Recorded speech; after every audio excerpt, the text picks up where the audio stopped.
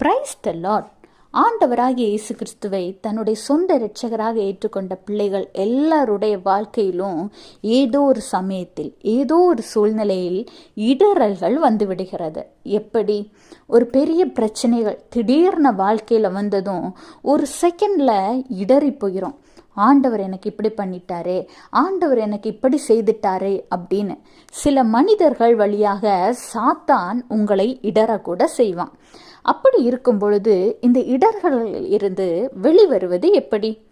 தினமும் அதிகமாய் வேதம் வாசித்து ஜெபிக்கிற பிள்ளைகளாக நீங்கள் இருந்தால் கூட சத்ருவாய் சாத்தான் சில நேரங்களில் ரொம்ப சோர்வாக இருக்குல்ல, இன்னைக்கு ஜெபிக்காண்டாம், கொஞ்ச நேரம் படுத்துறேன் அப்படி ஆண்டவரை விட்டு உங்களை தள்ளி கொண்டு போவான்.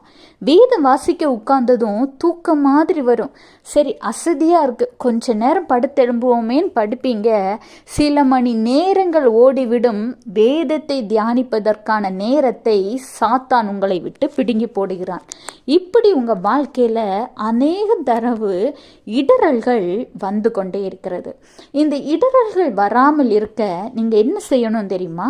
சங்கீதம் 119, 165, உம்முடைய வேதத்தை நேசிக்கிறவர்களுக்கு மிகுந்த சமாதானம் உண்டு, அவர்களுக்கு இடறல் இல்லை.